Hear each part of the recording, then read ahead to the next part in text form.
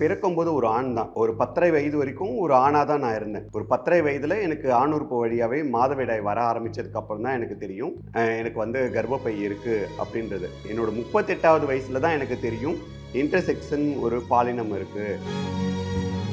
ஒரு சராசரி ஆண், பெண் வாழ்க்கையில ஒரு திருமணம், ஒரு உறவு, அவங்களுக்கான வாழ்க்கை, அவங்களுக்கான குழந்தை, அவங்களுக்கான எதிர்காலம் அப்படின்ற ஒரு ஆசை அப்படின்றது எல்லாருக்குமே எதார்த்தமானது. பட் அந்த ஒரு காலகட்டத்திலயும் யார் மேலயும் ஒரு ஈர்ப்பு, ஒரு காதல் அந்த மாதிரி ஈர்ப்பு வரத்துக்கான அந்த சூழல் அமையல. ஏன்னா, பார்க்குறவங்க எல்லார்கிட்ட இருந்தும் எனக்கு வந்தது என்னன்னா, காதல் உணர்வு இல்ல, காம உணர்வு தான். நம்மகிட்ட பேசுறவங்க, பழகுறவங்க எல்லாரும் நம்மகிட்ட எதிர்பார்க்குற ஒரு விஷயம், வெறும் காமமா மட்டுமே இருக்கும்போது, அந்த இடத்துல நம்ம எப்படி ஒரு ஒரு யார் மேல நமக்கு அந்த ஒரு ஈர்ப்பு வரும்? பார்க்குறவங்க எல்லார்கிட்ட இருந்தும் ஹராஸ்மெண்ட். நான் ஸ்கூல்ல 6வது படிக்கும்போதுலேருந்தே ஸ்கூல்ல இருக்க சார் மூலமா. இந்த சமூகம் சார்ந்த இதில் எனக்கு படிக்கிறதுல வந்து அவ்வளோ பெரிய ஒரு ஈடுபாடு வரல. அப்போ நான் அடிப்படை எஜுகேஷனாச்சும் முடிக்கணும் டுட்டோரியலில் கொண்டு போய் சேர்த்தாங்க 10th முடிக்கிறதுக்கு. அப்போ அங்கே இருக்கிற இங்கிலீஷ் சார் மூலமாகவும் பாலியல் ரீதியான துன்புறுத்தல். அப்படி எல்லா இடத்துலையும் போகிற இடத்துலலாம் நம்ம அந்த மாதிரி துன்புறுத்தலை எதிர்கொண்டு எனக்கு அது மேலே ஒரு வெறுப்பு தான் வந்தது. ஒரு தடவை நான் யூரின் போனேன்னா மினிமம் ஒரு 1/2 மணி நேரத்தை ஆரம்பித்து கடைசியாக நான் வந்து ஒரு 3-3.5 மணி நேரம் ஆகும். எனக்கு என்ன ட்ரீட்மெண்ட் பண்ணுறதுனே தெரியல அப்படின்னு ஃபைனலி நிறுத்திட்டாங்க. ட்ரீட்மெண்ட்டே நிறுத்திட்டாங்க. திடீர்னு மறுநாள் சரண் சார் கால் பண்ணாங்க, நீங்கள் வாங்க அப்படின்னு சொல்லிட்டு. அப்போ அவர் சொல்கிறாரு, மேல் ஆர்கன் ரிமூவ் பண்ணிவிட்டு நம்ம ஃபீமேலாக கன்வெர்ட் பண்ணுறது தான் வந்து பெஸ்ட்டாக இருக்கும் அப்படின்னு சொல்லிட்டு சொன்னாங்க. காலையில் 9 மணிக்கு ஆரம்பித்து சாயங்காலம் 6 மணிக்கு முடிஞ்ச சர்ஜரி. திரும்பி வருவனா அப்படின்ற கேள்விக்குறியோட அவ்வளோ நேரம் நடந்தது. திரும்பி வந்தால் உனக்கு இந்த வாழ்க்கை, திரும்பி வரலனாலும் எனக்கு சந்தோஷம் தான். ஏன்னா இதுக்கு மேலே எனக்கு வாழறது ரொம்ப கஷ்டமா இல்லை. அப்போ கிட்டத்தட்ட ஒரு மரணம் அப்படின்னு நீங்கள் முடிவு பண்ணிட்டீங்க. கடைசியாக என்னோட வாழ்க்கையை நான் முடிச்சுக்கலான்னு முடிவு பண்ணும்போது தான் ஒரு விடியல் தொடங்குச்சு. அதுதான் இந்த இடைப்பாலின அங்கீகாரம். தமிழ்நாட்டில் இல்லை, இந்தியாவிலேயே முதல் டிஜி கார்டு. அதில் வந்து இடைப்பாலினம் அப்படின்ற இந்த அங்கீகார அட்டையை வாங்கினேன். பாலினத்தை வச்சு இங்கே வேலைகள் தீர்மானிக்கப்படுது. வேலைக்கும் பாலினத்துக்கும் என்ன வித்தியாசம் இருக்குது? அவங்க அதுக்கான படிப்பு படிச்சிருக்காங்களா, அதுக்கு கேப்பபுளாக இருக்காங்களா, அவ்வளோதான் நம்ம பார்க்கணும். அதை விட்டுட்டு நீ வந்து திருநங்கையா, திருநம்பியா, நீ ஆணா பெண்ணா, இது ஏன் பார்க்குறாங்கன்னு எனக்கு தெரியல. ஒரு ஸ்டேஜில் நானும் அம்மாவும் சூசைட் பண்ணுற அளவுக்கு போயிட்டோம். துறவு அப்படின்றது நம்ம தொலைக்காட்சியில் கேட்டிருந்தாங்க, எப்படி உங்களால் ஈஸியாக துறக்க முடிஞ்சுது? நான் துறக்கலை. இந்த சொசைட்டி என்ன சின்ன வயசுலேருந்தே ஒவ்வொரு விஷயங்களும் துறக்க வச்சிருச்சு. எல்லாரும் சொல்லுவாங்க, நீங்கள் வந்து சர்ஜரி முடிச்சிட்டீங்க, அதனால நீங்கள் சன்னியாசம் எடுத்துட்டீங்க. நான் சொல்கிறேன், மனப்பூர்வமாக சொல்கிறேன், வெளிப்படையாக சொல்கிறேன், நான் என்னைக்கு சன்னியாசம் எடுத்தனும் அன்னைக்கு சரண் சாரோடைய அருளால் ஒரு பெண்ணாக வாழறதுக்கான எல்லா தகுதியோடு இருந்தேன். அன்னைக்கு எனக்கு வலி இருக்கும்போது, எனக்கு சாஞ்சிக்கிறதுக்கு ஒரு தோல் தேவைன்னும் போது, என்கிட்ட இருக்கிற குறைகளையும் என்கிட்ட இருக்கிறதையும் ஏற்றுக்க முடியாமல் என்னை விட்டுட்டு போனவங்க இன்னைக்கு எல்லாமே இருக்கும்போது எதுக்கு வேணாம்?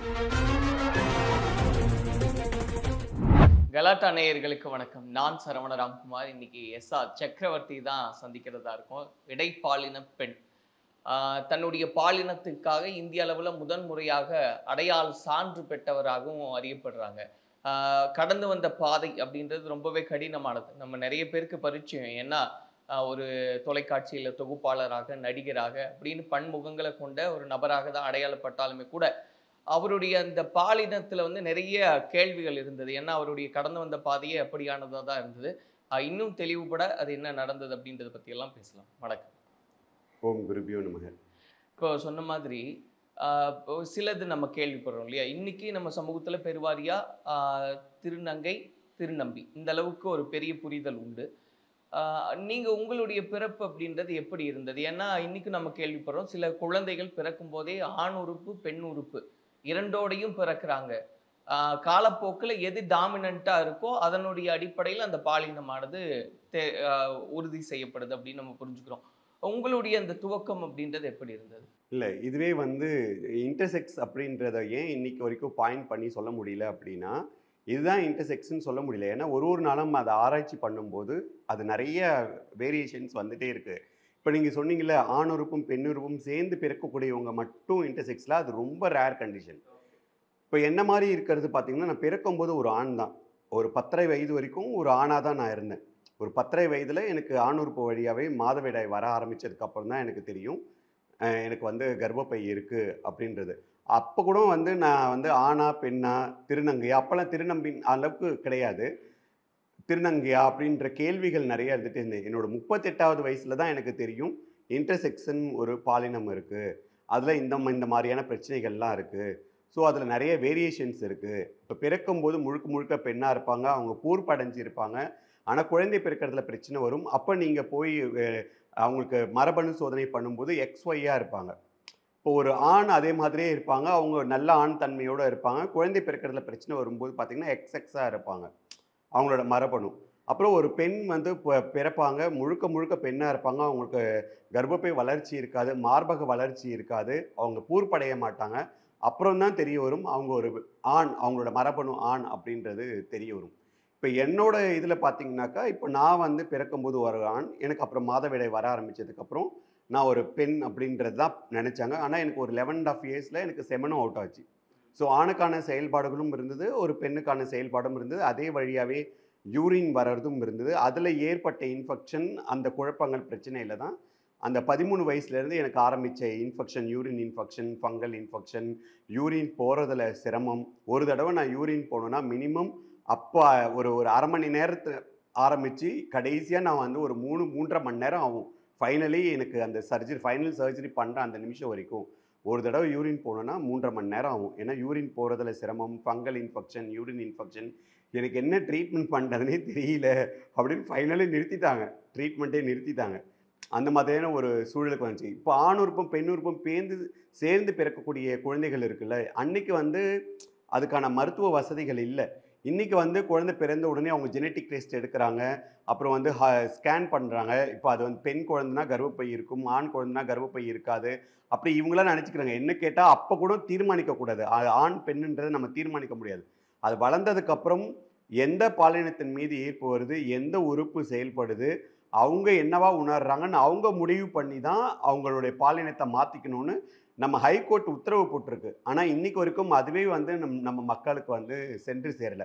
திருநங்கை, திருநம்பியை பற்றி புரிதல் ஏற்பட ஆரம்பிச்சிருக்கு. ஆனா முதல் முறையா நான் தான் வெளியில வந்து இன்டர்செக்ஷன் மனிதர்கள் இருக்காங்க. நாங்க இந்த மாரியான பிரச்சனைகளை எதிர்கொள்றோம் அப்படின்னு நான் சொல்ல ஆரம்பிச்சேன். ஏன்னா அதுக்கு முன்னாடி வந்து நான் இன்டர்செக்ஷன் தெரிஞ்சதுக்கு அப்புறம் 1 வருஷம் எங்க அம்மாவ நான் கன்வின்ஸ் பண்ணேன். வெளியில வந்து இத சொல்றதுக்காக. ஏன்னா அவங்களுக்கு ஒரு பயம்.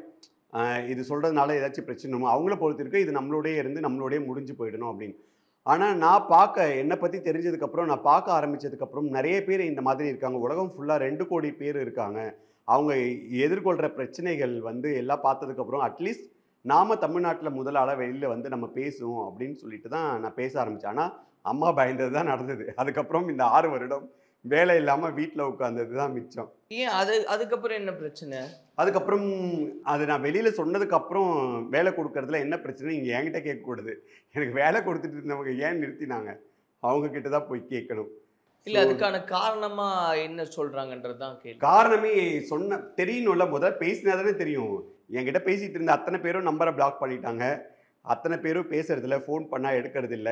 குடுத்துட்டு இருந்த வேலைகள் அப்படி நின்னுடுச்சு. அதுக்குள்ள கோவிட் வந்துடுச்சு. இப்படி நெறைய பிரச்சனைகள் வந்து உலகமே அதுக்கப்புறம் மாறிடுச்சு.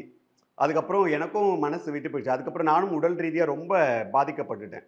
பாதிக்கப்பட்டு தவறான அறுவை சிகிச்சை செய்து, அந்த அறுவை சிகிச்சையினால இன்னும் பிரச்சனைகள் எதிர்கொண்டு, வாழறதே கஷ்டம் அப்படின்ற ஒரு சூழ்நிலைக்கு போயிட்டேன். அப்போ நான் பார்த்த மருத்துவர் வந்து, "உங்களுக்கு என்ன ட்ரீட்மெண்ட் பண்றதுன்னு எனக்கு தெரியல. இதுக்கு மேல எனக்கு அதுக்கான நேரமும் இல்ல. அதனால உங்களுக்கு என்ன பெனிஃபிட் கிடைச்சிருக்கோ, அத வச்சு மீதி இருக்கிற வாழ்க்கைய முடிச்சுக்கோங்க." அப்படின்னு சொல்லிட்டாங்க. அப்பதான் இறைவன் வந்து கடைசியா என்னோட வாழ்க்கைய நான் முடிச்சுக்கலான்னு முடிவு பண்ணும்போது தான் ஒரு விடியல் தொடங்குச்சு. அதுதான் இந்த இடைப்பாலின அங்கீகாரம். அதாவது நம்ம தமிழ்நாட்டுல தமிழ்நாடு அரவாணிகள் அசோசியேஷன், அசோசியேஷன் பிரபாம்மா, சுபிக்ஷாக்கா, ரீமா அவங்க மூலமா வந்து தமிழ்நாட்டுல இல்ல, இந்தியாவிலேயே முதல் டிஜி கார்டு. அதுல வந்து இடைப்பாலினம் அப்படின்ற இந்த அங்கீகார அட்டையை வாங்கினேன். அங்கீகார அட்டை குடுத்ததோட மட்டும் இல்லாம, என்னுடைய அந்த சூழ்நிலைய தெரிஞ்சுக்கிட்டு, அவங்க வந்து ஒரு மருத்துவர வந்து ரெஃபர் பண்ணாங்க. கடைசியா நம்ம முயற்சி பண்ணி பார்க்கலாம் அப்படின்னு சொல்லிட்டு. அதுதான் டாக்டர் சரண். அவர பார்த்தப்ப தான் அவர் வந்து எல்லாம் ஏன்னா எனக்கு ட்ரீட்மெண்ட் பண்ணவங்க எல்லாருமே அவரோட சீனியர்ஸ். அப்ப அவங்க குடுக்க முடியாத பெனிஃபிட்ஸ் நான் என்ன குடுக்க போறேன்னு அவர் யோசிச்சுட்டு இருக்கும்போது தான், நான் வடபழனி முருகர்கிட்ட வேண்டிக்கிட்டேன். நாங்க வந்து இதுல தான் வந்து சன்னியாசம் எடுக்கிறதா இருந்தோம்.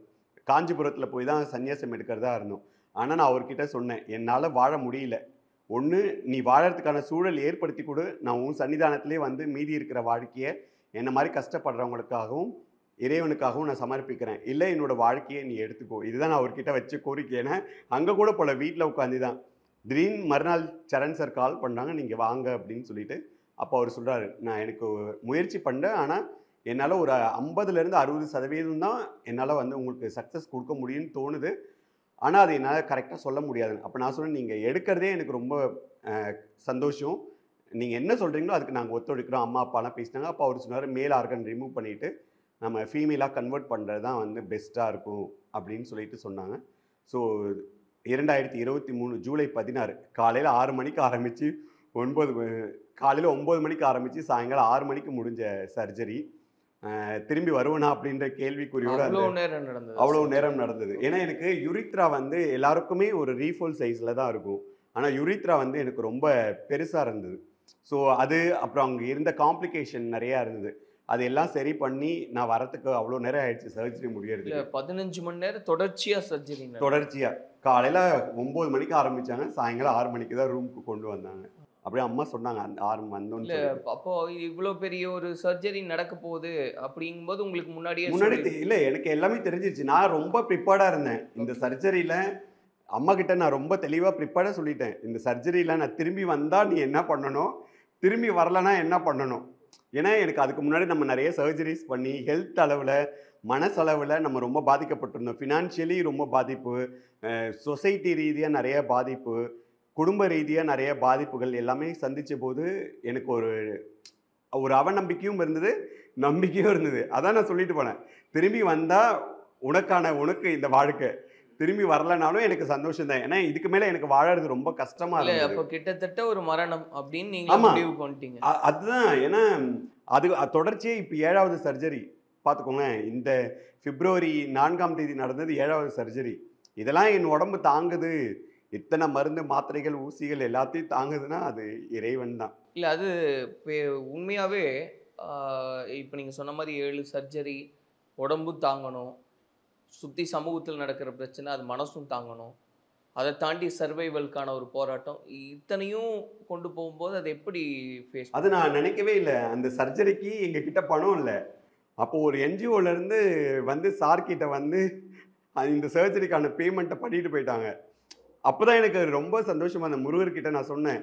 அதில் வந்து எனக்கு நம்பிக்கை இருந்தாலும் ஒரு பக்கம் நம்ம எப்போவுமே நல்லது கெட்டது ரெண்டுமே நான் எப்போவுமே யோசிப்பேன். அப்போ அதுலேயே எனக்கு சக்ஸஸ் வந்துடும்னு ஒரு நம்பிக்கை இருந்தாலும் ஒரு பயம். ஏன்னா நம்ம அம்மா அப்பா வயதானவங்க, அவங்கள தனியாக விட்டுட்டு போகிறோம். சார் ரொம்ப கேர் பண்ணிக்கிட்டாங்க. சரண் சார் வந்து அவ்வளோ கேர் பண்ணிக்கிட்டாங்க அம்மா அப்பாவை. அந்த நம்பிக்கையில் தான் நான் தியேட்டர் உள்ளர போகும்போது எனக்கு அந்த ஒரு நம்பிக்கை இருந்தது. இருந்தாலும் நம்ம வந்து அவங்களுக்கு சிரமம் கொடுக்கக்கூடாதுன்னு சொல்லிட்டு நான் எல்லாமே அரேஞ்ச் பண்ணி வச்சுட்டு தான் போனேன். ஸோ திரும்பி வந்தேன். அதே மாதிரி போய் வடபழனி முருகர் கோயிலில் போய் சன்னியாசம் எடுத்துட்டேன்.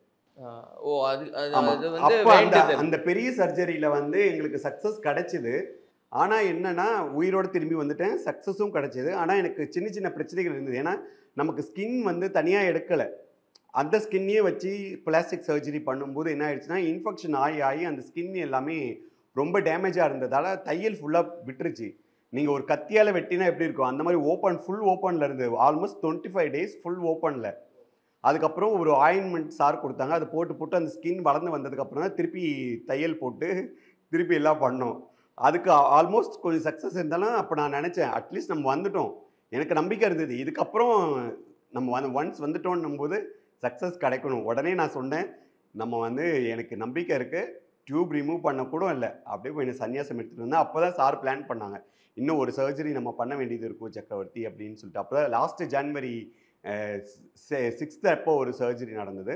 அதில் வந்து எங்களுக்கு இன்னும் கொஞ்சம் நல்ல சக்ஸஸ் கிடச்சிது. அப்புறம் என்னென்னா இந்த புண்ணு அறவையில், அந்த யுரித்ராவில் இருந்த அந்த புண்ணு வந்து அறவையில், அந்த யுரித்ரா பெருசாக இருந்ததால் திரும்ப அதை வந்து ப்ராப்ளம் கொடுத்துட்டே இருந்தது. அப்போ சார் என்ன சொன்னாங்கன்னா, இந்த சர்ஜரி 7 சர்ஜரியில் நம்ம வந்து அந்த யுரித்ராவை வந்து நம்ம திருப்பி ஃப்யூச்சரில் இதனால் ஒரு ப்ராப்ளம் வரக்கூடாது, திருப்பி ஒரு சர்ஜரி தாங்கிறதுக்கு உடம்புல வந்து சக்தி இருக்காது, ஆனால் நம்ம பண்ணுறோம், திருப்பி நம்ம அந்த யுரித்ராவை வந்து சரி பண்ணிடலாம், அது சின்னது பண்ணுறதுக்கான இது பண்ணலாம். ஏன்னா ஸ்கின்லாம் கொஞ்சம் நல்லா வளர்ந்து வந்துருந்ததுன்னு சொல்லிட்டு இந்த சர்ஜரியில் திருப்பி யுரித்ராலாம் சரி பண்ணி எல்லாம் பண்ணி இப்போது சக்ஸஸ்ஃபுல்லாக வந்திருக்கு. இப்போ வந்து காம்ப்ளிகேஷன்ஸ் அப்படின்றதும் உண்டா? இப்போ இருக்கு. என்னன்னா, சின்ன சின்ன பிரச்சனைகள். அதாவது நமக்கு வந்து 100% நம்ம பிரச்சனைகள எதிர்கொண்டுட்டு இருந்தோம். இப்போ சின்ன சின்ன பிரச்சனைகள் அந்த புண்ணு ஆறாம இருக்கிறது, கொஞ்சம் அந்த வலிகள் நமக்கு என்ன நம்ம ரொம்ப வருஷம் பிரச்சனை 33 வருட பிரச்சனை இல்ல. இன்னும் ட்ரீட்மெண்ட்ல தான் இருந்துட்டு இருக்கேன். சக்சஸ்னா எங்களுக்கு என்னன்னா, அந்த ஒரு ரொம்ப காம்ப்ளிகேட்டடா இருந்த பிரச்சனைகள் சரியாயிடுச்சு. இப்போ ஆஃப்டர் சர்ஜரிக்குன்னு சில பிரச்சனைகள் இருக்குல்ல. ஒரு ஜ ஒ ஒரு ஒரு இதுலேருந்து ஜெண்டர்லேருந்து இன்னொரு ஜெண்டருக்கு நம்ம சேஞ்ச் பண்றோம்.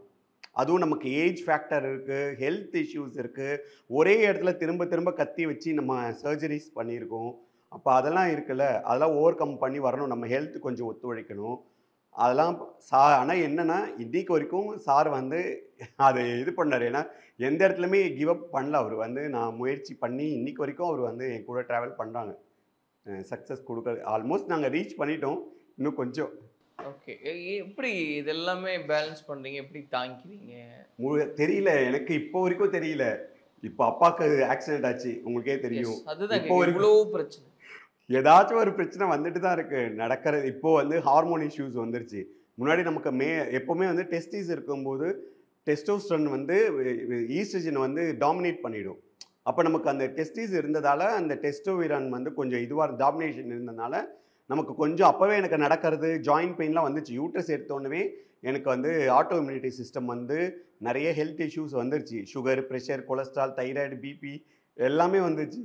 பட் இப்போ வந்து மேல் ஹார்மோனும் கிடையாது அண்ட் ஃபீமேல் ஹார்மோனும் கிடையாது. நம்ம எல்லாத்தையுமே டோட்டலா ரிமூவ் பண்ணிட்டோம். யூட்ரஸ் எடுத்தாச்சு, மேல் ஆர்கன் எடுத்தாச்சு, ஃபீமேலா கன்வெர்ட் பண்ணியாச்சு, பிளட் லாஸு இதெல்லாம் போய் எனக்கு ஹார்மோன் இஷ்யூஸ் இருக்கு. ஸோ இப்போ நான் வெளியில இருந்து ஹார்மோன்ஸ் எடுத்துட்டு இருக்கேன். இப்பவும் அந்த ஜாயிண்ட் பெயின் எல்லாமே இருக்கு. இதெல்லாமும் தாண்டி போகணும்ல.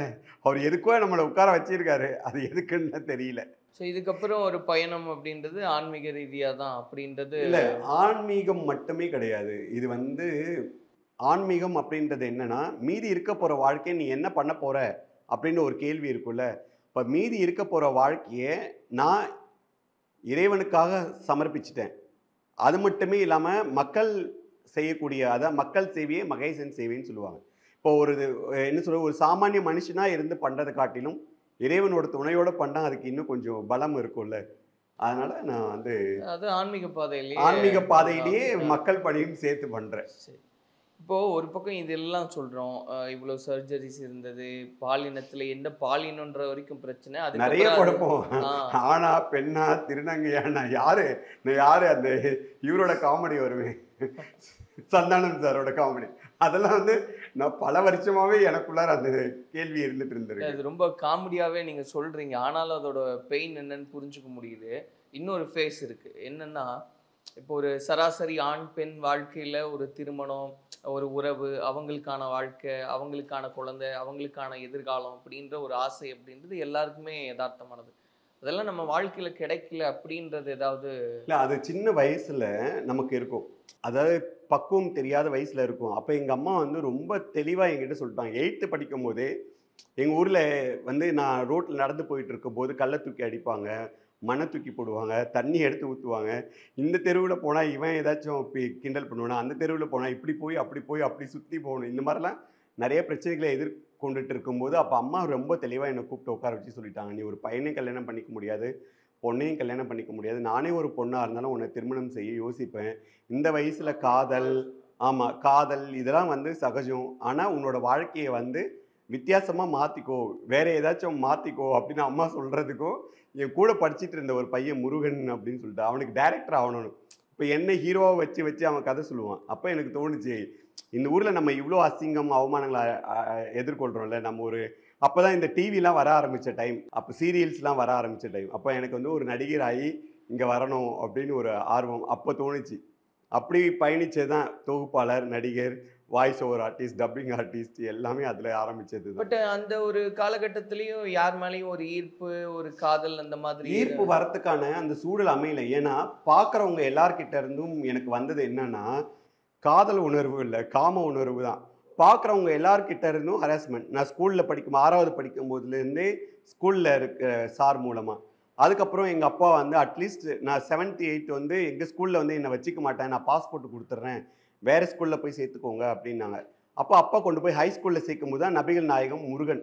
அங்க வந்து எனக்கு கொஞ்சம் இதுவா இருந்தது. ஆனா, இந்த சமூகம் சார்ந்த இதில் எனக்கு படிக்கிறதுல வந்து அவ்வளோ பெரிய ஒரு ஈடுபாடு வரல. அப்போ நான் அடிப்படை எஜுகேஷனாச்சும் முடிக்கணும் டுட்டோரியலில் கொண்டு போய் சேர்த்தாங்க 10th முடிக்கிறதுக்கு. அப்போ அங்கே இருக்கிற இங்கிலீஷ் சார் மூலமாகவும் பாலியல் ரீதியான துன்புறுத்தல் அப்படி எல்லா இடத்துலையும் போகிற இடத்துலலாம் நம்ம அந்த மாதிரி துன்புறுத்தலை எதிர்கொண்டு எனக்கு அது மேலே ஒரு வெறுப்பு தான் வந்தது. மனசு ஏங்கும். நம்ம வலியை தாங்க யாராச்சும் வரமாட்டாங்களா? நம்ம மனசில் இருக்கிறத சொல்கிறதுக்கு யாராச்சும் இருக்க மாட்டாங்களா? யார் நம்மளை அக்செப்ட் பண்ணிக்கிறதுக்கு யார் வருவாங்கன்றது உள் மனசு இருக்குல்ல, அந்த வயசுன்னு ஒன்று இருக்குல்ல தெரியும்.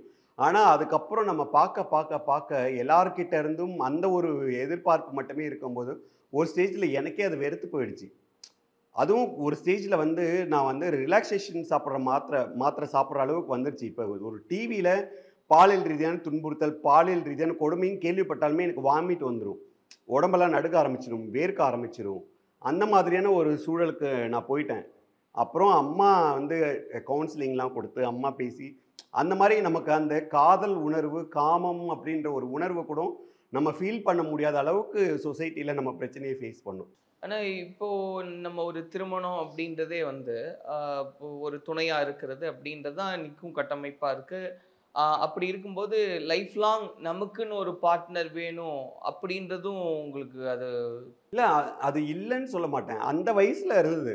யாராச்சும் நம்ம அப்போ நமக்குள்ளார நிறைய வலி, உடல் ரீதியான பிரச்சனைகள், மன ரீதியான பிரச்சனைகள், எதிர்கால எதிர்காலத்தை பற்றி நமக்குள்ளார கேள்விகள். அப்போ தோணும்ல, யாராச்சும் இது தாங்கிறதுக்கு வரமாட்டாங்களான்னு தோணும். ஆனால் நம்மக்கிட்ட பேசுகிறவங்க, பழகிறவங்க எல்லாரும் நம்மக்கிட்ட எதிர்பார்க்குற ஒரு விஷயம் வெறும் காமமாக மட்டுமே இருக்கும்போது அந்த இடத்துல நம்ம எப்படி ஒரு யார் மேலே நமக்கு அந்த ஒரு ஈர்ப்பு வரும், அந்த நம்பிக்கை வரும். இப்போ யார்கிட்டயும் நம்ம பேசுகிறோம், பழகிறோம், நம்மளை அறியாமல் நம்ம அவங்கக்கிட்ட வந்து நம்ம ஹெல்த் இஷ்யூஸ் சொன்ன உடனே அவங்கக்கிட்டேருந்து வர்றது எதுவாக இருக்கும்னு நீங்கள் நினைக்கிறீங்க? ஒன்று கிண்டல் கேலி, இல்லை நம்மக்கிட்ட பேசுறதை நிறுத்திடுவாங்க, இல்லை பாலியல் ரீதியான துன்புறுத்தல். அதுக்கு தான் அம்மா சொல்லுவாங்க, உனக்கு ஃப்ரெண்ட்ஸே வேணாம். எனக்கு ஃப்ரெண்ட்ஸே யாருமே கிடையாது, எல்லாருக்கிட்டையும் பேசுவேன், எல்லாருக்கிட்டையும் டிஸ்டன்ஸ் கீப் பண்ணுவேன். அம்மாவுக்கும் எனக்குள்ளார இருக்கிற ஜென்டில்மேன் அக்ரிமெண்ட் என்னன்னா, அந்த ஷூட்டிங் போகிற டைம் மட்டும்தான். யார் வீட்டுக்கும் நான் போகக்கூடாது, என் வீட்டுக்கும் யாரும் வரக்கூடாது. யாராக இருந்தாலும் அந்த இடத்தோடு சரி. இதுதான் எங்களுக்குள்ளார இருந்த ஒரு ஜென்டில்மேன் அக்ரிமெண்ட். அதனால் அம்மாவுக்கு என்னென்னா, நம்ம யார்கிட்டச்சும் பேசும்போது, பழகும்போது நம்மளையும் அறியாமல் நமக்குள்ளார இருக்கிற பிரச்சனையை நம்ம ஷேர் பண்ணிட்டோம்னா, அவங்க மூலமாக நமக்கு ஏதாச்சும் ஒரு பிரச்சனை வந்துச்சுன்னா, இப்போ அம்மா உனக்கு ஃப்ரெண்ட்ஷிப்பே வேணாம், நான் இருக்கேன், உனக்கு எல்லாமாவும் ஃப்ரெண்ட்ஸாகவும் எல்லாமும் நான் இருக்கேன் அப்படின்ற மாதிரி அவங்க அந்த இதில் என்னை கொண்டு வந்துட்டாங்க. ஸோ என்னோடய வாக்கிங்கில் எனக்கு டிஃப்ரென்ஸ் வந்தது, என்னோட பேச்சில் டிஃப்ரென்ஸ் வந்தது, இழுத்து பேசுவேன், எல்லாத்தையும் அவங்க கரெக்ட் பண்ணுவாங்க. நம்ம டிவியில் உட்காந்து நான் ஆங்கர் பண்ணும்போது கொஞ்சம் இழுத்து பேசினாலுமே, இன்றைக்கி நீ இந்த இடத்துல எழுத்தா மாதிரி பேசினா அப்படி பேசக்கூடாது, நீ யாரை பார்த்தாலும் அவங்க கண்ணை பார்த்து பேசணும், ஒவ்வொரு வார்த்தைக்கும் கேப் கொடுக்கணும், அதுமாரி நடக்கும்போது தலையில் நோட்டு வச்சு நடக்க சொல்லுவாங்க. அந்த வாக்கிங்கில் அந்த இது தெரியக்கூடாது, ஃபெமினைன் தெரியக்கூடாது அப்படின்னு சொல்லிட்டு. அது இல்லாமல் பீரியட்ஸ் டைமில் நான் வெளியில் போகிறதுக்கு ரொம்ப யோசிப்பேன். இப்போ நடுவில் ஒரு தொலைக்காட்சியில் வந்து நான் முழு நேர பணியாளராக வேலை செய்கிறதுக்கான ஒரு சூழல். அப்போ அந்த பீரியட்ஸ் டைமில் நான் போகிறதுக்கு ரொம்ப யோசிக்கும் போது அம்மா அதுக்கான ஐடியா சொல்லி கொடுப்பாங்க. நீ இந்த மாதிரி பண்ணிக்கோ, அப்போ இவ்வளோ நேரம் தாங்கும். அப்போ நாங்கள் 2 பேட் வச்சு அதில் ஒரு டெக்னிக் யூஸ் பண்ணி அப்படி போவோம் ஷூட்டிங்கு. இப்போ காலையில் வீட்டில் நான் யூரின் போயிட்டு வந்தேன்னா திருப்பி நைட்டு வர வரைக்கும் யூரின் போக முடியாது, தண்ணி குடிக்க முடியாது. ஸோ பீரியட்ஸ் டைமில் சுத்தமாகவே நம்ம வந்து எதுவுமே பண்ண முடியாது. அது பீரியட்ஸ் அந்த ஈரம் ஃபுல்லாக ஆகி அப்படியே நமக்கு சுற்றி இருக்கிற அந்த ஸ்கின்னெல்லாம் அப்படியே குழன்னு ஆகிடும், அப்படியே நமக்கு ரொம்ப இரிட்டேட் ஆகிடும். வீட்டில் வந்து பார்த்தா அப்படியே ஃபுல் ஸ்கின்னும் அப்படியே இதுவாகிடும், ரேஷஸ் ஆகிடும். பீரியட்ஸ் முடிஞ்சோடனே ஃபங்கல் இன்ஃபெக்ஷன், யூரின் இன்ஃபெக்ஷன், அதெல்லாம் சரி பண்ணி கொஞ்சம் ஃப்ரீயாக உட்காரும் போது அடுத்த சைக்கிள் வந்துடும். இப்படி நிறைய இதெல்லாமும் தாண்டி தான் நம்ம வெளியில் வந்து தொகுப்பாளர், நடிகர். எனக்கு ஒன்று தான் என்னென்னா, ஒவ்வொருத்தரும், நான் மட்டுமே இல்லை, ஒரு ஆண்மகனாக இருந்தாலும் சரி, பெண்ணாக இருந்தாலும் சரி, திருநம்பியாக இருந்தாலும் அவங்க நிறைய பிரச்சனைகளை எதிர்கொண்டு தான் வேலை செய்கிற இடத்துக்கு வராங்க, வெளியில் வராங்க, சொசைட்டிக்கு வராங்கன்னும் போது நாம் என்ன சக மனிதராக நம்ம பண்ணணும். நம்மளால் அவங்களுக்கு நல்லது பண்ண முடியாட்டாலும் கெடுதல் பண்ணக்கூடாது. எனக்கு என்ன தெரியுமா, நான் இவ்வளோ பிரச்சனைகளை தாண்டி ஏதாச்சும் வாழ்க்கையில் சாதிக்கணும், என் வாழ்க்கையை ஏதாச்சும் பயனுள்ளதாக மாற்றணும்னு வரும்போது மேல் அதிகாரிகளாகட்டும், கூட இருக்கிறவங்களாகட்டும், நம்மளை டிஸ்டர்ப் பண்ணும்போது இருக்குல்ல, அந்த இரிட்டேஷன் இருக்குல்ல, ஒரு ஸ்டேஜில் நானும் அம்மாவும் சூசைட் பண்ணுற அளவுக்கு போயிட்டோம். ஒருத்தரோட டிஸ்டர்பன்ஸ் தாங்க முடியாமல் சூசைட் பண்ணுற அளவுக்கு போயிட்டோம். அப்புறம் அதெல்லாமும் தாண்டி அதுக்கப்புறம் வெளியில் வந்து அப்புறம் திருப்பி அம்மா வந்து இன்னொரு சேனலில் போய் திருப்பி நான் வந்து தமிழ் செம்மொழி கலை வளர்ச்சி கழகம் மூலமாக டாக்டர் அப்துல் கலாம் விருது வாங்கினேன். அதுக்கப்புறம் நான் வீட்டில் இருந்தே எனக்கு வரும்போது யாரும் உதவி பண்ணுறதுக்கு இல்லை, ஸோ எனக்கு தெரிஞ்ச இடங்கள் மூலமாக கொஞ்சம் கொஞ்சமாக வேலை வாங்கி கொடுக்க ஆரம்பித்து அப்படி நிறைய பேருக்கு கொடுக்க ஆரம்பித்து அதில் சேவாரத்னா விருது இதெல்லாமும் நம்ம பண்ணோம். பட் என்னென்னா எந்த இடத்துல நமக்கான அங்கீகாரம் கிடைக்கல. எதனாலனா நம்மளுடைய ஹெல்த், நம்மளுடைய தோற்றம், நமக்குள்ளே இருக்கிற பிரச்சனைகள். அப்போ இதுதான் நான் சொல்ல வருது. யாராக இருந்தால் என்ன, ஒரு ஒரு வேலைன்றதுல பாலினத்தை வச்சு இங்கே வேலைகள் தீர்மானிக்கப்படுது. வேலைக்கும் பாலினத்துக்கும் என்ன வித்தியாசம் இருக்குது, அவங்க அதுக்கான படிப்பு படிச்சிருக்காங்களா, அதுக்கு கேப்பபுளாக இருக்காங்களா, அவ்வளோதான் நம்ம பார்க்கணும். அதை விட்டுட்டு நீ வந்து திருநங்கையா திருநம்பியா, நீ ஆணா பெண்ணா, இது ஏன் பார்க்குறாங்கன்னு எனக்கு தெரியல. அன்னைக்கு பார்த்தா மாதிரி தான் நான் என்னை பற்றி வெளிப்படுத்துறதுக்கு முன்னாடி எப்படி இருந்தனோ, வெளிப்படுத்தினதுக்கு அப்புறமும் நான் அப்படி தான் இருக்கேன். இன்னைக்கு நான் ஒரு பெண்ணாக மாறியாச்சு, இன்றைக்கும் நான் அப்படி தான் இருக்கேன். என்கிட்ட எந்த மாற்றமும் இல்லை. ஆனால் நீங்கள் பார்க்குற விதம் இருக்குது தெரியுமா, இந்த சொசைட்டியே அது ஏன் நீங்கள் பார்க்குறீங்க. நானா என்கிட்டேருந்து உங்களுக்கு எந்த டிஸ்டர்பன்ஸும் வராத வரைக்கும் நீங்கள் ஏன் வந்து என்னை தீர்மானிக்கிறீங்க. இப்போ ஏன் என்ன காரணத்துக்காக நீங்கள் கேட்டிங்களே, என்ன காரணத்துக்காக வேலை போச்சு, அந்த காரணமே தெரியாமல் ஒரு தண்டனை அனுபவிக்கிறது இருக்குல்ல, அது ரொம்ப பெரிய வலி. சில இடங்கள்ல முன்னாடியே தெரியும், சில இடங்கள்ல என்னோட ஹெல்த் இஷ்யூஸ் தெரிஞ்சு எனக்கு வேலை கொடுத்தவங்க இருக்காங்க. அவங்களே நான் என்னை பற்றி வெளிப்படுத்தினதுக்கப்புறம் வேலை கொடுக்கல. எனக்கு அதுதான், எனக்கு புதுசாக என்னை பற்றி தெரிஞ்சதுக்கப்புறம் வேலை கொடுக்காத பற்றி நான் வருத்தமே படலை. இதெல்லாம் நான் எதிர்கொண்டு தான் நான் வெளியில் வந்தேன். ஆனால் என்னை பற்றி தெரிஞ்சு எனக்கு வேலை கொடுத்த சில நிறுவனங்கள் இருக்குல்ல, அவங்கக்கிட்ட நான் கேட்குற ஒரே ஒரு கேள்வி தான் மூலமா, என்னை பற்றி தெரிஞ்சு நீங்கள் அன்றைக்கி வேலை கொடுத்தீங்க, அதுக்கப்புறம் நான் என்னை பற்றி மக்கள்கிட்ட வெளிப்படுத்தினதுக்கப்புறம் என்ன வித்தியாசத்தை பார்த்தீங்க, எதுக்காக என்னை வேலையிலேருந்து எடுத்தீங்க. அதுதான் எனக்கு இன்றைக்கு வரைக்கும் அது மனசுக்குள்ளார ஒரு ரணமாக இருக்குது. இன்றைக்கி நான் யாரை நம்பியும் இல்லை, யாரை நம்பியுமே இல்லை. இந்த நிமிஷமே கடவுள் என்னை கூப்பிட்டாலும் நான் போகிறதுக்கு தயாராக இருக்கேன். எனக்கு எது மேலேயும் பற்று இல்லை. எல்லாத்தையும் கடவுள் வந்து அதான் சொல்கிறேனே, துறவு அப்படின்றது நம்ம தொலைக்காட்சியில் கேட்டிருந்தாங்க, எப்படி உங்களால் ஈஸியாக துறக்க முடிஞ்சுது. நான் துறக்கலை, இந்த சொசைட்டி என்னை சின்ன வயசுலேருந்தே ஒவ்வொரு விஷயங்களும் துறக்க வச்சிடுச்சு. இந்த சொசைட்டி கொடுத்த வழி இருக்குல்ல, அது ஒவ்வொரு விஷயமும் துறக்க வச்சு கடைசியாக நான் இங்கே துறக்கிறதுக்கு ஒன்றுமே கிடையாது. ஒன்றே ஒன்று தான், என்னோட வேலையை மட்டும்தான் நான் திறந்தேன் இந்த சன்னியாசத்துக்கு போகும்போது. அதுக்கு முன்னாடி இந்த சொசைட்டி கொடுத்த வழியில் எல்லாத்தையும் கம்ப்ளீட்டாக நானே வெளியில் வந்துட்டேன். எனக்கு எதுவுமே வேணாண்டா சாமின்னு. எல்லாரும் சொல்லுவாங்க, நீ ஏன் வந்து நீங்கள் வந்து சர்ஜரி முடிச்சிட்டீங்க, அதனால் நீங்கள் சன்னியாசம் எடுத்துட்டீங்க. நான் சொல்கிறேன், மனப்பூர்வமாக சொல்கிறேன், வெளிப்படையாக சொல்கிறேன், நான் என்னைக்கு சன்னியாசம் எடுத்தனோ அன்னைக்கு சரண் சாரோடைய அருளால், அவருடைய மெடிக்கல் இதனால, மிராக்கல்னால ஒரு பெண்ணாக வாழறதுக்கான எல்லா தகுதியோடு இருந்தேன் சன்னியாசம் எடுக்கிற அந்த தருணம். அப்போ கூட ஒரு டாக்டர் என்கிட்ட கேட்டாங்க, ஏன் நீ அன்னைக்கு வந்து அவ்வளோ பிரச்சனையில் இருந்த, 24 மணி நேரம் யூரின் பிரச்சனை, பீரியட்ஸ், இன்ஃபெக்ஷன், இப்படி வாழ்ந்த, இப்போ இவ்வளோ பெரிய பிரச்சனையிலேருந்து வெளியில் வந்து ஒரு வருஷமாச்சும் நீ நினச்ச மாதிரி வாழ்க்கையை வாழ்ந்துட்டு நீ சன்னியாசம் எடுத்துருக்கலாமே. அதுக்கு பேர் சன்னியாசம் இல்லை. நான் எதிர்பார்த்ததை கொடுத்துட்டாரு. நான் யாருன்றதை எனக்கு உணர்த்தினார். எல்லார மாதிரியும் என்னால் வாழ முடியுன்றதையும் எனக்கு கொடுத்தாரு. இந்த நேரத்தில் நான் சன்னியாசம் எடுக்கிறது தான் சரியாக இருக்கும். நான் சன்னியாசம் எடுக்கும்போது ஒரு பெண்ணான ஒரு முழு தகுதியோடு தான் நான் சன்னியாசம் எடுத்தேன். எனக்கு வாழறதுக்கான எல்லா தகுதியும் அந்த நேரத்தில் இருந்தது. ஆனால் எனக்கு வேணாம், எனக்கு யார் மேலேயும் நம்பிக்கை இல்லை. அன்னைக்கு எனக்கு வலி இருக்கும்போது, எனக்கு சாஞ்சிக்கிறதுக்கு ஒரு தோல் தேவைன்னும் போது, என்கிட்ட இருக்கிற குறைகளையும் என்கிட்ட இருக்கிறதையும் ஏற்றுக்க முடியாமல் என்னை விட்டுட்டு போனவங்க இன்றைக்கி எல்லாமே இருக்கும்போது எதுக்கு வேணாம். என்ன மாதிரி வலி மிகுந்த மனிதர்களுக்காகவும் இந்த இறைவனுக்காக, இந்த வாழ்க்கையை கொடுத்த இறைவனுக்காகவும் நான் என்னோட வாழ்க்கையை கொடுத்துட்டேன். இப்போ ஆனால் ஏதாவது ஒரு பெரிய வருத்தம் உண்டா, இது நான் ஆசைப்பட்டேன் ஆனால் அது நடக்கவே இல்லை என் வாழ்க்கையிலன்னு? ஒன்றே ஒன்று என்னென்னா, அம்மா அப்பாவை நான் சம்பாதிச்சு என்னோட வருமானத்தில் அவங்கள நல்லா வச்சுக்கணும் அப்படின்னு நான் ஆசைப்பட்டேன். அதுதான் நடக்காமல் போயிடுச்சு. ஆனால் எனக்கு வந்த கொஞ்சம் வருமானத்தில் என்னால் அவங்களுக்கு என்ன செய்ய முடியுமோ அதை செய்தன்ற அவங்க அம்மா எதிர்பார்த்தாங்களே, நீ வாழ்க்கையை வித்தியாசமாக மாற்றிக்கோ, அதை ஏதாச்சும் ஒரு நல்ல இதில் மாற்றிக்கோன்னு. அவங்க எதிர்பார்த்த மாதிரி ஒரு நடிகர், தொகுப்பாளர், dubbing artist, voice over artist, reporter, எழுத்தாளர், அப்புறம் நான் வந்து பப்ளிக்கில் ஒரு அரசியல்லையும் நான் இருந்துட்டு அதுலேயும் என்னால் செய்ய முடிஞ்ச கடமைகளை நான் செய்துட்டு இத்தனை துறைகள்லையும் ஜெயிச்சு அவங்கக்கிட்ட காமிச்சிட்டு தான் நான் வந்தேன். அது ஒரு சாட்டிஸ்ஃபேக்ஷன் இருக்குது. பட் ஒன்றே ஒன்று, என்னால் அவங்களுக்கு வந்து நான் சம்பாதிச்சு அவங்கள பார்த்துக்கக்கூடிய ஒரு சூழலுக்கு என்னால் வர முடியல அப்படின்ற ஒரு வருத்தம் கண்டிப்பாக இப்போவும் இருக்குது. இப்போ சர்வைவலுக்கு அப்படின்றது அப்பா தான், அப்பாவோட பென்ஷன், அண்ணன் கொடுக்கக்கூடிய காசு, அண்ணன் வந்து வாடகை கொடுத்துட்றாங்க, அப்பாவோட பென்ஷன் வச்சு அது கடவுள் தான் இன்னைக்கு வரைக்கும் இந்த இத்தனை சர்ஜரிஸ். சரண் சார் வந்து எந்த இடத்துலையுமே எங்ககிட்ட ஃபீஸ் வாங்குறது கிடையாது. மெடிசன்ஸ் அவர் ஃப்ரீயாக கொடுத்துட்றாங்க. எல்லாமே அவர் வந்து அவ்வளோ, ஏன்னா அவர் ஃபஸ்ட்டு பார்க்கும்போது என்னை பேஷண்ட்டாக பார்த்தாரு. அதுக்கப்புறம் என்னோட சூழ்நிலையை பார்த்துட்டு இன்னைக்கு வரைக்கும் மெடிசன் ஃப்ரீயாக கொடுக்குறாங்க. சர்ஜரிஸில் அவர் வந்து அந்த தியேட்டர் சார்ஜி, அந்த ரூம் சார்ஜஸ் மட்டும்தான் வாங்கினாங்க. அவருக்கான எந்த ஃபீஸுமே இன்னைக்கு வரைக்கும் வாங்குறது கிடையாது. அது கடவுள் ஏதோ ஒரு இதில் கொண்டு போகிறாரு. இப்போ சர்ஜரி உடலில் இருக்கக்கூடிய அந்த மாற்றங்கள் அறுவை சிகிச்சையின் மூலமா அப்படின்னா ஒரு ஆண் ஒரு பெண் அப்படின்னு மாற்ற முடியும். உணர்வு ரீதியாகவும் அது மாறுமா? இல்லை, இதில் வந்து கடவுள் எனக்கு கொடுத்த ஒரு பெரிய ப்ளஸ் பாயிண்ட் என்ன தெரியுமா? இப்போ உங்களால் என்ன உணர முடியும்? ஒரு ஆணோட வலி, ஒரு ஆணோடைய கஷ்டத்தை உங்களால் உணர முடியும். ஒரு பெண் கிட்ட போய் கேட்டிங்கன்னா நீங்கள் என்ன சொல்லுவாங்க? ஒரு பெண்ணுடைய கஷ்டம், ஒரு பெண்ணுடைய வலியை ஒரு பெண்ணால் உணர முடியும்.